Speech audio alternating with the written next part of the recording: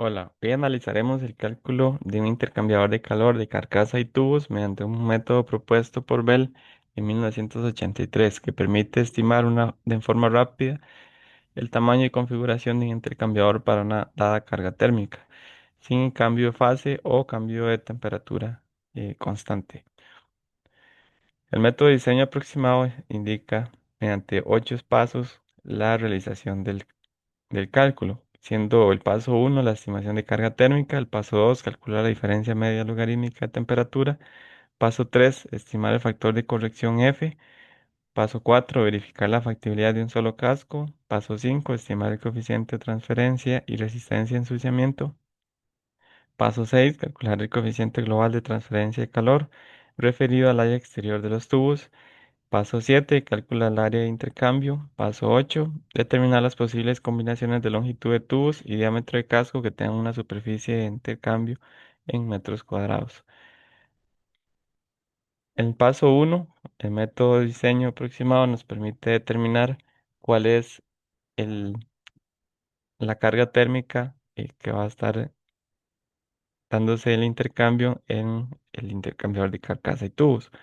En este caso tenemos un caso general, un flujo másico, entalpía de entrada, entalpía de salida, igualado a un flujo másico entre entalpías de salida, entalpías de entrada, y mediante otro método de calor sensible, ¿verdad? Y en el que involucra temperaturas.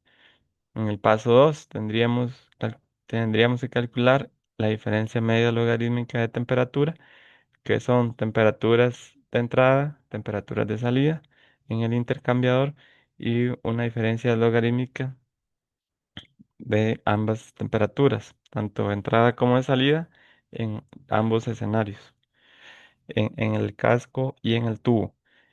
O bien una delta de temperatura logarítmica, ¿verdad? Temperatura de entrada menos temperatura de salida para el caso SE1 y temperatura de entrada y temperatura de salida 2. En el paso 3 se calcula el factor de corrección mediante la siguiente gráfica, en la que nos permite encontrar el factor de corrección F conociendo la efectividad térmica medida con un valor como con una constante y adicional a eso una resistencia R, la cual la podemos ver en la gráfica de esta forma. Entonces, en el eje horizontal tenemos efectividad térmica más una relación de la resistencia. Eso nos puede marcar un factor de corrección. En este caso, la gráfica corresponde a una configuración en U para un intercambiador de calor, en el cual T1 de entrada ingresa por uno de los orificios, sale por otro, y en lo que son los tubos tendríamos temperatura de entrada y temperatura de salida. La configuración puede cambiar y también sus factores van a depender de la configuración establecida. En este caso, tiende a utilizarse solamente este, tanto para el video como para el ejemplo.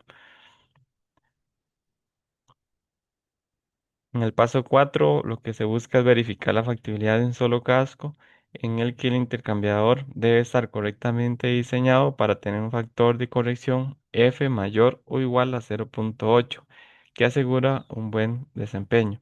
Adicional a ello, en la gráfica debería ser un comportamiento de esta manera, en la que tenemos calor transferido y temperatura, y no haya un intercambio o un cruce entre ambas gráficas, siendo una de ellas la que corresponde a la carcasa y otra la que corresponde a los tubos. De ahí que es importante que este cálculo podamos comprobar que no haya un cruce entre ambos.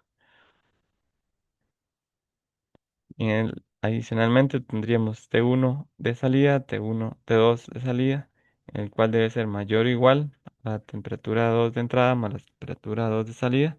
Y lo que nos diría es que si la corriente fluye en el casco, la corriente 1 fluye en el casco y T2 Entonces, menor o igual a la temperatura de entrada más la temperatura de salida entre 2 y la corriente 2 fluye en el casco.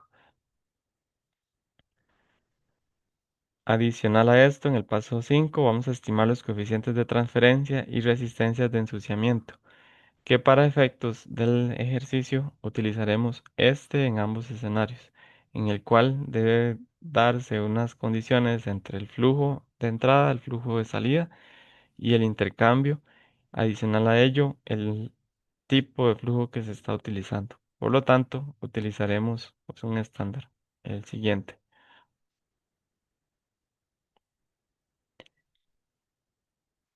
Adicionalmente, en el paso 6 calcularemos el coeficiente global de transferencia de calor referida al área exterior de los tubos, en la que cada uno de estos valores serán representados como diámetro exterior e interior de los tubos, ¿verdad? D0, DI, los alfa 0, alfa 1, coeficientes de transferencia de calor exterior e interior de los tubos, respectivamente, las resistencias de ensuciamiento exterior e interior de los tubos, y la conductividad térmica del metal de los tubos.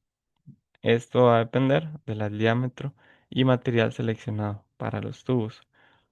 Y finalmente, paso 7, cálculo del área de intercambio, ¿verdad? En la que se va a dar, cálculo de área efectiva en la que va a tener ese intercambio de calor, que va a depender de la carga térmica, va a depender del coeficiente global de transferencia U, los factores de corrección y el delta de temperatura logarítmica. Este es el caso de un intercambiador de carcasa y tubo. Cuando hablamos de carcasa o entrada de la carcasa, son en estos puntos, ¿verdad? Entrada de fluido en la carcasa y entrada del flujo en los tubos.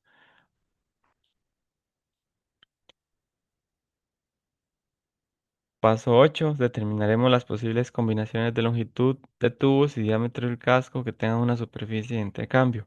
Para la configuración y selección se pueden corregir el área de intercambio y definir el área efectiva. Veamos acá que para la tabla 2 tenemos un factor de corrección F1 por diámetro de tubos y arreglos. En este caso tendríamos sobre la columna 1, diámetro exterior del tubo, paso de los tubos, arreglo y el factor a utilizar. El arreglo hace referencia a cuál va a ser la configuración de los tubos en, en la carcasa, ¿verdad? Acá tenemos un arreglo, que la carcasa es circular, pero podría tener un arreglo triangular o en forma de rombo o cuadrado, que es el escenario acá, se muestra. Un arreglo de eh, un cuadrado rotado o un rombo. Adicionalmente, tenemos un factor de corrección F2 por el número de pasos del tubo, considerando el diámetro interno de la carcasa y considerando cuántos van a ser el número de pasos en el tubo. ¿Verdad? Si fue un paso 1, 2, 3, 4, se refiere a cuántas veces va a pasar el fluido por la carcasa. O sea, en este caso tendríamos un intercambio paso 1, 2, 3, 4, 5 pasos. ¿Ok? Y adicionalmente tendríamos en la tabla 4 el factor de corrección F3 por tipo de cabezal posterior, que en este caso depende del arreglo del tubo. Como bien les mencionaba, los tubos en U o tema U es el que vamos a utilizar para el ejemplo. En este caso tendríamos diámetro interior del casco, ¿verdad? Valores de hasta 0.3 hasta por encima de 1.22 metros como diámetro interior del casco, o sea, haciendo referencia a toda la parte interior del casco. Finalmente, en el mismo paso 8 se calcula las posibles combinaciones de longitud y diámetro del casco que tengan una superficie de intercambio. En este caso, las posibles soluciones hacen referencia a utilizar mediante la siguiente gráfica una relación de longitud del tubo, diámetro de la carcasa y por lo tanto un arreglo L entre DS, que en este caso es 8.69. Entonces, por ejemplo, para la tabla tenemos diámetros superficiales de 1.98, longitudes de 6.1 metro y una relación de 3,1.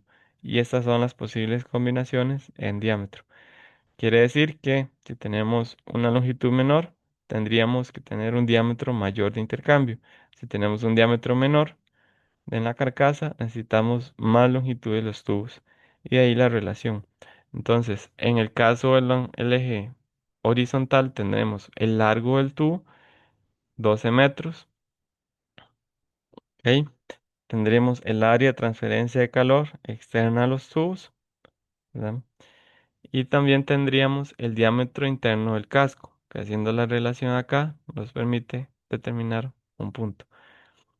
Para efectos del el ejercicio analizaremos mediante esta gráfica acá.